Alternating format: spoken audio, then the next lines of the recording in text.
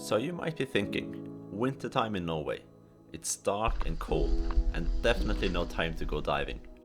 But underneath the surface, it's 20 meters of visibility and some fantastic experiences awaiting. I spent the Christmas holidays back home in Stavanger with my family and was lucky enough to get in a few dives with my little sister. Stavanger may lack the big cods and pollocks, but in return it's truly a flatfish paradise.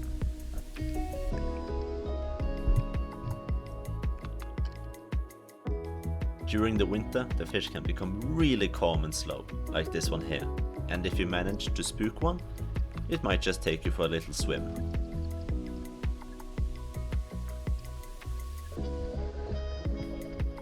They were pretty much everywhere, both on sand and on grass. Sometimes you could only see the prints, but the owner was often nearby. And as you can see, not that deep. Most of the fish were quite small, but before you know it, it's go time.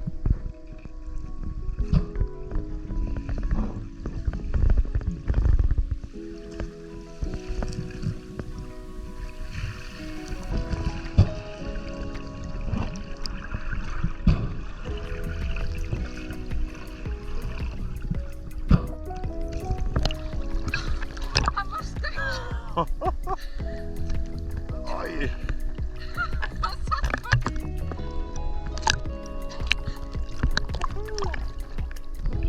A beautiful place. The visibility also helps a lot when it comes to spotting scallops.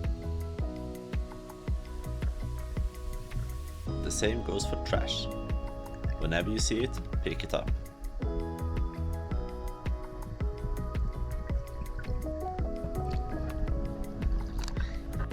The low winter sun gave us this absolutely magical light show. We encountered hundreds of these string jellyfish, which apparently is known as long stringy stingy thingy.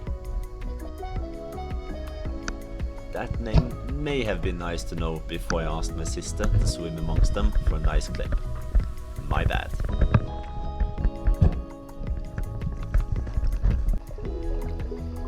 But luckily she found herself another place to make up for the burn.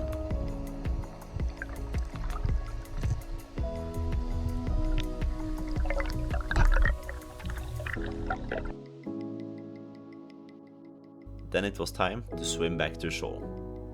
And for me, Hitra is next.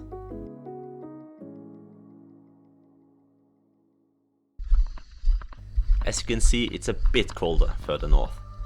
But that's no issue when you find fish like this minutes after jumping in.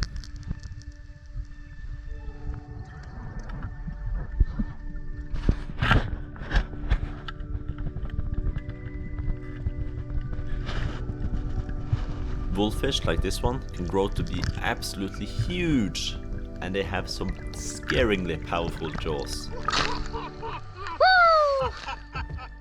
Gratulerer! Takk, takk. It's well worth it though, as the meat is delicious.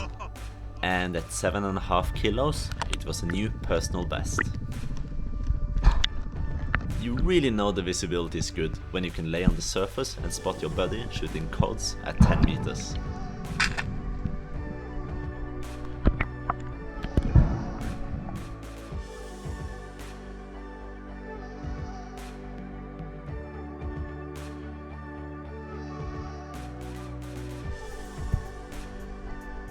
When you drop down on a school of cods, it can be quite tricky to figure out which one to shoot.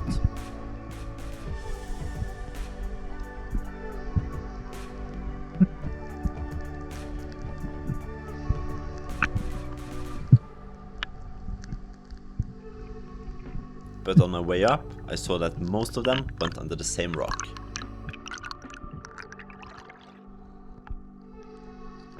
If I was going to shoot something in that hole, I wouldn't need so much power.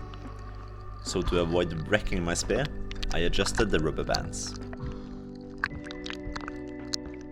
And of course I forgot my normal torch, so I had to use my video torch on my makeshift camera rig.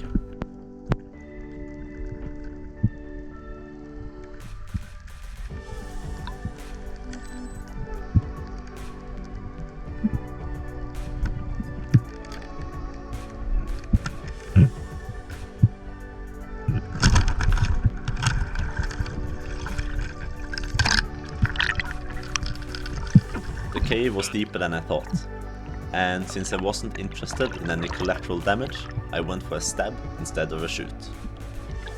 Worked wonders. I picked up some trash on the way back, and on one of the pieces were a bootlace worm. These guys can grow to some insane length, over 50 meters, but luckily this one wasn't that big. After such a day, we were eager to get back in, and this time we were gonna work our way around this island. We encountered the best visibility I've ever seen, and Paul got straight to work.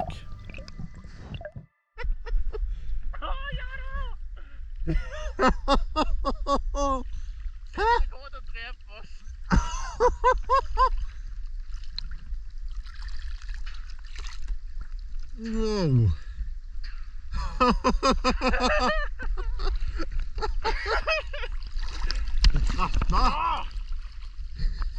Ja! Satan, det er så.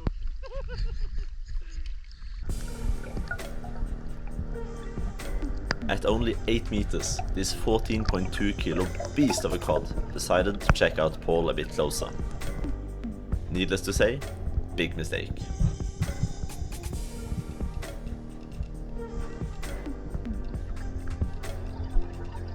There were plenty of cods around, but it took quite a while before I accepted that I wouldn't get one as big as Paul's.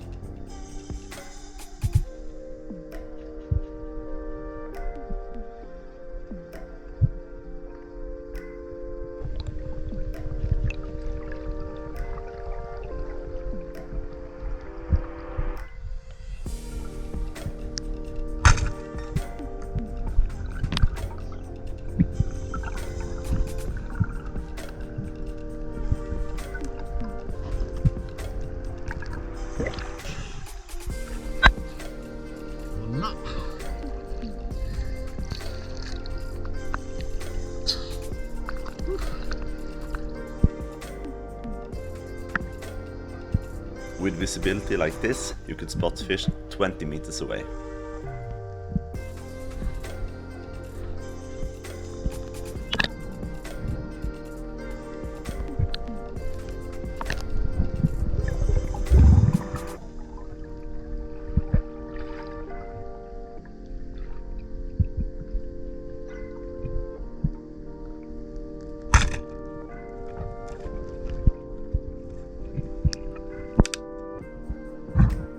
During winter, you have a good opportunity to find troll crabs, like the one Paul found here. The meat is delicious, but this one was a bit too small.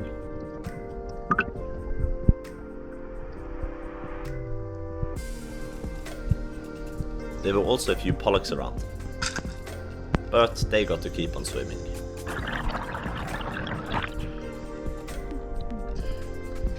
Hva fin den var. Hæ? Jeg så det. Ja, fin da. Quite late in the day, I made a deeper drop, and on my way down, I saw a familiar, long shape.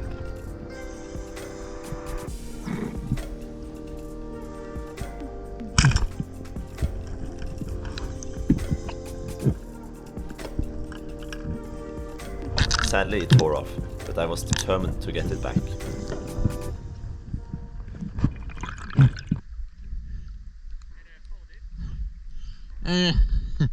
Jeg kommer ned til 20,5, og da står for lina. Men nei,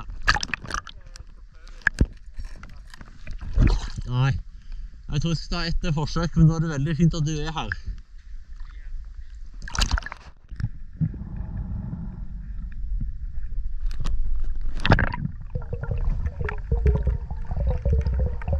As I'm swimming down here, I want to give a huge thank you to the Norwegian diving brand Frivannsliv for supporting the channel with some gear to make the video and recording process easier.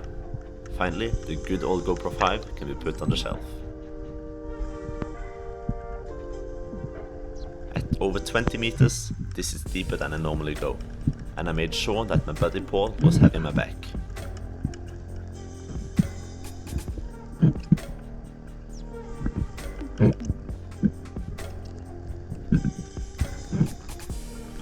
I could barely see the fish under the rock and took a shot. But as I was retrieving my spear, I suddenly felt a bit uncomfortable, being very aware of all the water above me. And as always, if you feel uncomfortable, drop your lead.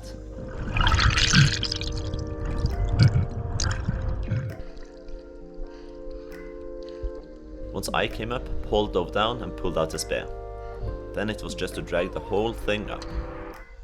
Since everything is connected to the float line, you can retrieve all your gear. It was time to call it a day, and even though the ling was lost, 2 very happy divers came out of the water. Even though summer is nice and warm and all that, winter diving is really epic. Really nice.